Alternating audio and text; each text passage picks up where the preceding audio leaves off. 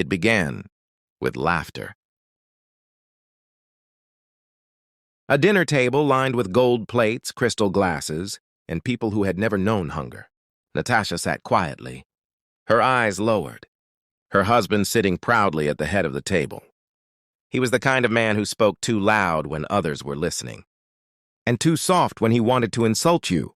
And tonight, he was performing for his audience. "Darling," he said with a smirk, "maybe next time you can try not to spill the wine before the toast?"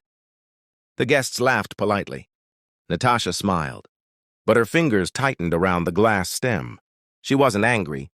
She had stopped being angry a long time ago. That's the thing about humiliation. The first few times, it burns. After that, it shapes you. She had been shaping herself for years.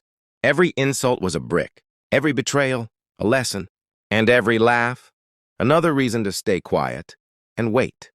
They thought her silence meant weakness. But silence sometimes is the sound of someone building something you can't see yet. Long before the dinner, before the mansion, before the mockery, Natasha was different. She didn't grow up with silk and marble. She grew up with grit. Her father was a mechanic. Her mother cleaned houses, and Natasha learned early. No one's going to hand you respect. You have to earn it, and sometimes you have to take it back. When she met Daniel, the man who'd become her husband, he was charming, ambitious, and full of promises. He told her, "I'll give you the life you deserve." And he did, for a while. But power changes people. And when Daniel's company started to rise, so did his arrogance. He began introducing her not as my wife, but as Natasha. She takes care of the house. The man who once said she was his partner now treated her like decoration. At every party, she sat quietly beside him, smiling while others praised his brilliance. They didn't know that half the ideas he presented in boardrooms were hers. She had studied finance, marketing, and psychology quietly.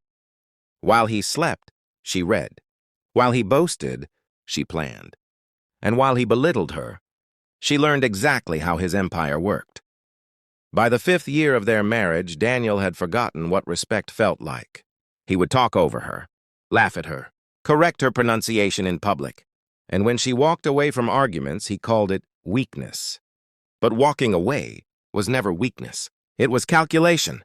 Because behind that calm smile, Natasha had already started something of her own. A company, small, unseen, but built on everything Daniel never understood: patience, humility, and truth. She started with 2 women who once cleaned offices with her. She taught them marketing, business ethics, and leadership. Within 3 years, they weren't cleaners anymore. They were CEOs of their own branches. She named her company Aurora Holdings. No one knew she owned it. Not Daniel, not his friends, not even the gossip columns that called her the lucky wife. Aurora began acquiring small, struggling businesses, including some Daniel secretly controlled. Piece by piece, share by share, quietly. At that dinner table years later, Daniel had no idea. He was sitting across from the person who now owned 70% of his empire. When the laughter faded, Natasha placed her napkin beside her plate and said softly, "I think I'll excuse myself." Daniel smirked. "Of course, dear. Don't stay up too late reading your magazines." More laughter. More fake smiles. But Natasha didn't hear them anymore. She had already won. The next morning, 7:00 a.m. Daniel's phone buzzed nonstop. Board members calling, lawyers messaging, headlines exploding. Breaking news. Aurora Holdings acquires Daniel Corporation in full merger. CEO identity revealed. Natasha Cole. Daniel's world stopped. He dropped his phone. His hands trembled.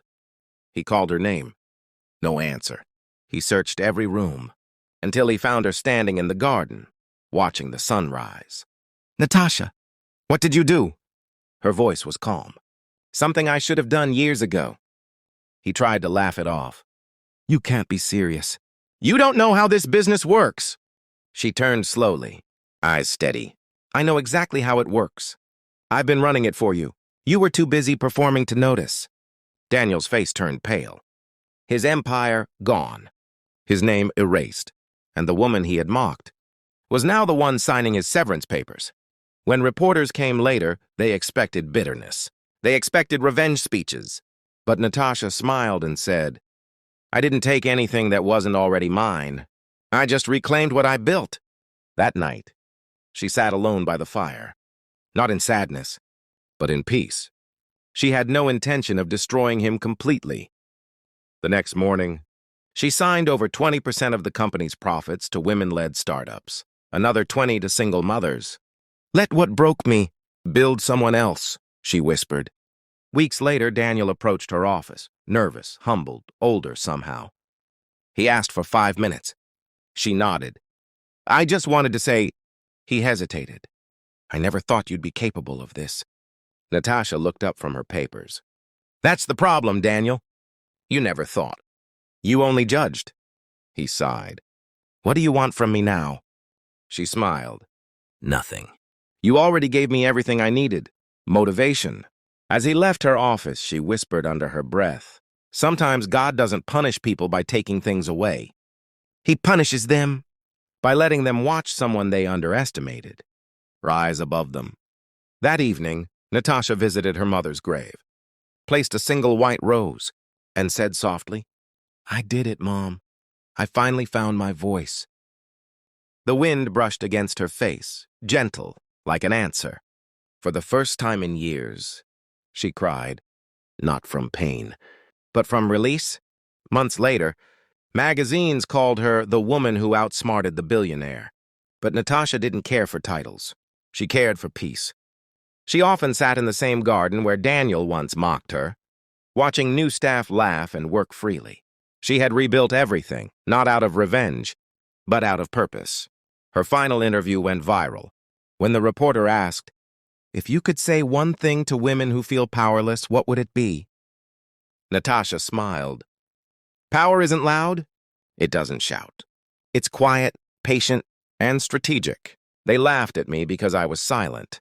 But silence was the smartest thing I ever did. Because silence lets you listen. And when you listen, you learn. And when you learn, you win. In the end, Natasha didn't destroy anyone. She simply stopped helping those who kept breaking her. And that was enough. Don't waste time proving yourself to people who've already decided not to. See your worth. Let success speak. It's louder than any laughter.